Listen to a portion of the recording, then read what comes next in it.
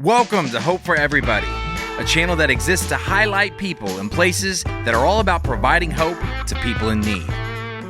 Check out today's episode. Welcome, everybody. This is Hope for Everybody. I'm Chasen, and today we have a wonderful guest, Bobby, here to talk about hope and his story and Hope Prison Ministries and all the things that you've got going on. So thanks for being on the show. Appreciate it. Thank you. Yeah, tell me a little bit about yourself.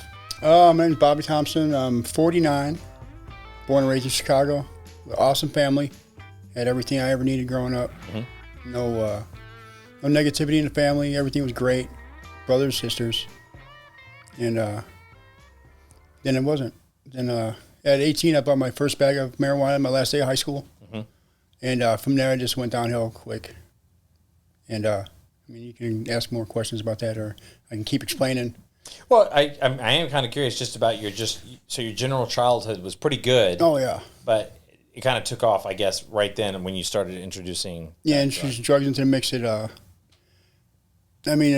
My brothers and sisters never got high. My parents didn't get high. Nothing. It's just like I have no idea what happened. I just enjoyed it. Yeah. You know what I'm saying? And then within 2 years, I was doing coke, then crack, then heroin, then whatever.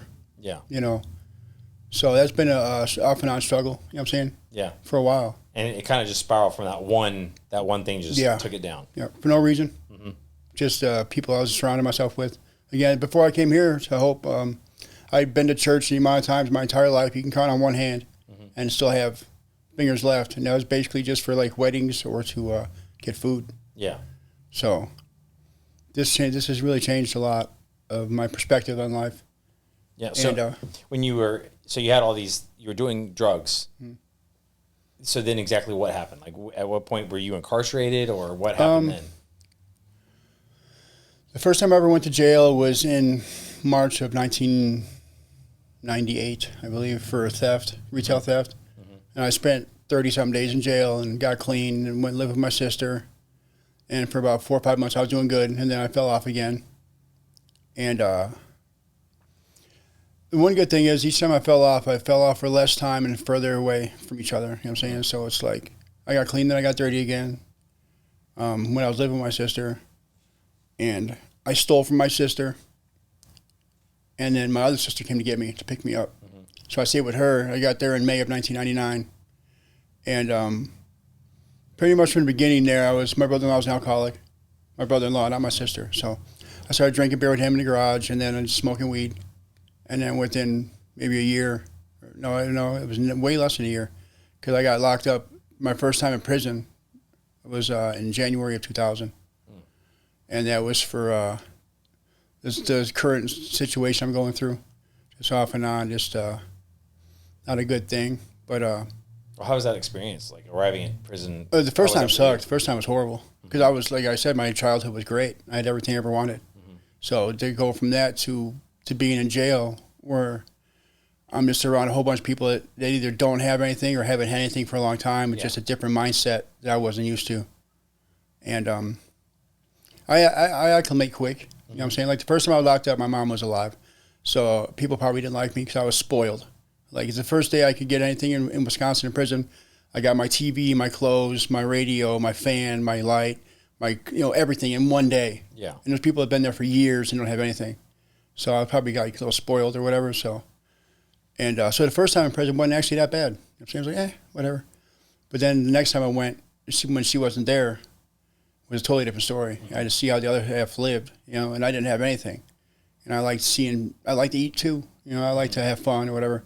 So, I learned to acclimate myself. I learned to hustle in jail. I would help anybody do anything they wanted at any time. I would help them write letters. I'd help them edit letters. I would wash clothes. I would make cakes. I would make food, just to have, so I can get something myself without being a burden on the system. So, but that's no fun, because then you got to deal with people. Yeah. You know what I'm saying? And you got customers that want this done this way and this way. You know what I'm saying? It's just, and they're loud and obnoxious, and I'm not loud or obnoxious. And I didn't like being around people and slamming dominoes, and and that's the main thing I think about whenever I'm gonna mess up or whatever, anything. It's like, I don't want to be around loud, obnoxious, no manners, just rude. And it's like, I know it's tough. I mean, people say it's not tough. It's okay. Yes, it's tough. It's just no physical tough, just mental. You know what I'm saying? Yeah. So at what point then did you come in contact with the first time with Hope Prison Ministries? Well, I knew a guy from the world. My buddy Steve was in there with me, and we were trying to, because I had nowhere to go. You know what I'm saying? So I was talking to him about halfway houses and this and that and this, and I'm like, no, I don't have any money. I don't have any money. So, but one day I came back from Shaw, I believe it was, and there was a pamphlet on my bed for Hope Prison Ministries. And I read the thing. I'm reading the thing. No, $3,500. I'm like, I'm like, no, there's no possible way. So then I read about it. He's like, well, there's a few certain select people that can get scholarships if you qualify. So I'm like, I got nothing better to do. So I filled out, it was like a 4-page pamphlet of all the questions and rules and about being a Christian or whatever. And I wasn't really a Christian then, but I can fake it till I can make it. Yeah. You know what I'm saying? So I wrote down all the answers and said I would follow the rules and everything. And surprisingly, within like a week, Chandler started writing me back. Then he started sending me books on how to be a man, how to be to build your foundation in Christianity. Yeah. And so what I do is I'd have to read the book, and then I would, like on every chapter, then I would send him a review of that chapter. Yeah. And he would grade me, not really grade me, but critique what he thought I got out of it, if it was correct or not. And surprisingly, most of my answers that I believed I was writing down for how I felt were the same way that he felt. So he started sending me more books and more books. And I'd read them books and do things. And then out of nowhere, he's like, I just got in contact with the parole board. And before I knew that I'd made parole, he told me I'd made parole. Before I even knew I made parole. Yeah. And I got here. I got out in January of 2021, and I've been here ever since. And when I first got here, I didn't like it because there's rules. Yeah. You know what I'm saying? You couldn't do nothing. I couldn't have no money. I couldn't do this. But I'm saying it's like, then I stuck with it. You know what I'm saying? And each day got easier. And then I started going to church. I didn't want to go to church, but I went to church. And now I volunteer in the church. And now I do the sound for the church. And I'm the first one there every week. I'm the last one gone every week. I do setup.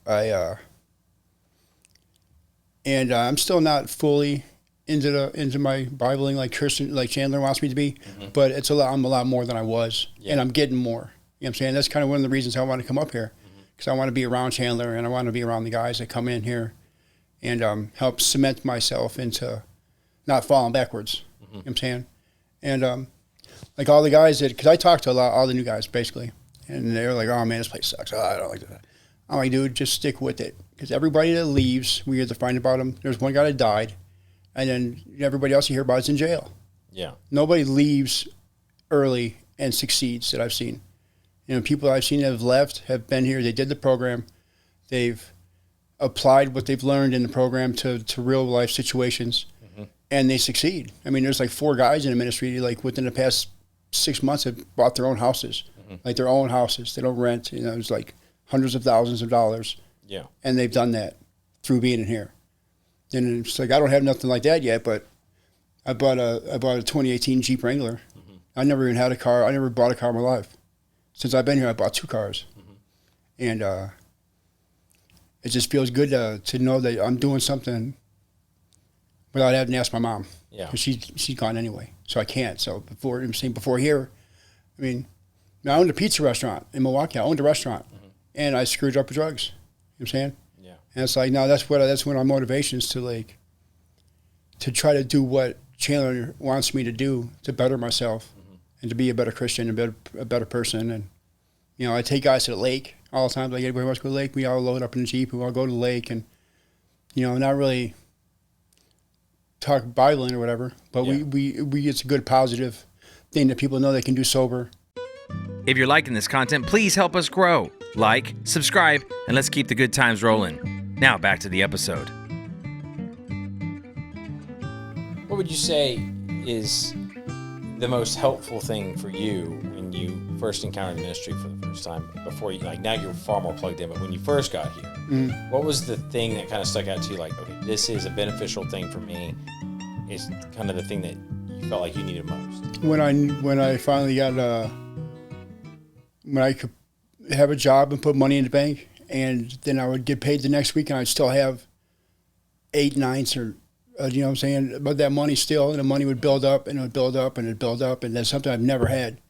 And I know it's not the most important thing. Money's not the most important thing. But it's the fact that I was following the rules, doing something that I was supposed to be doing the right way. And I was seeing benefits from it. I was actually be able to buy my own things. I was actually help other people out. And once I seen that, and I was realizing that, you know, then there is a possible way to do stuff the right way. Yeah. You know what I'm saying? That's what made me want to do more stuff the right way. You know what I'm saying? Because, like, I mean, anybody can hustle and, you know, come up with a bunch of money. Yeah. But then that's easy come, easy go. You know what I'm saying? So this actually, like, the money I get now and the experiences I get now is more positive and more beneficial. You know what I'm saying? Than just, like, all the, you know, I can't think of the word, but all just the randomness in the back in the day. You know what I'm saying? It's more of a purpose now. Yeah. What would you say to someone new coming straight out of prison to, you know, to Hope Prison Ministries? What would you tell them kind of as a way to either encourage them or? Just like I said already, just to, just do it. You know what I'm saying? It's like I said, I didn't want to do it when I got here. My sister sent me $100 and I was mad because Chandler took it. I'm like, what do you take my money for? But then she sent me money for contacts. So we actually went out and got contacts for my money. And I'm like, I don't want to do the book work. But as you do it more and more, it's easier. And it's like, just stick with it. You know what I'm saying? Because if I would have left in the beginning, I had to sign a lease, like 5 months after I got here. He wanted me to sign a lease to move into another house, a graduate house. And I'm like, oh, man, he said, wanted me to sign a 2-year lease. Man, I've never been 2 years. I'm not going to be here in 2 years. This place, and here it is 4 years later. You know what I'm saying? And it's like, I don't want to leave. You know what I'm saying? It's like, I get off parole in 20 days. I'll be off parole in 20 days for the first time since 2006. You know, either parole or jail or probation or, so it's like, and I still don't want to leave. You know what I'm saying? So hopefully me and Chandler will figure out, you know, I got a son too. You know what I'm saying? I've only seen him when he was 6 weeks old. So, but he's in Houston. I don't want to go to Houston. I don't know, but I don't know what I want to do yet with that. But now, what do you think is in your future? What do you, is it sky limit or what do you think? no, I mean, the sky's always limit, but I mean, I like to stay, I mean, I don't know. I mean, for real, I just want a good job that people appreciate me to where I can live a peaceful life. Like the other guys were saying, just not a lot of drama because there's always going to be drama. But I would like to stick it around in the area. And hopefully I can get my kid's mom to move up here. She works at Walmart. There's Walmarts everywhere. And she's just floundering down there. But I'd like to try to be a dad. You know what I'm saying? That'd be kind of cool. But how old's your son now? how old is he? He's just turned 9. So, and he's a little ball of energy, supposedly. You know what I'm saying, to put it nicely. Yeah. And she's got another son who's 10. And I helped raise him for the first, you know what I'm saying, little while, about 8 months of his life. So it was kind of cool to see that. But being a dad would be cool, but I don't want to displace her, but at the same time, I don't want to go to Houston. Yeah. Because I don't think I can do another big city.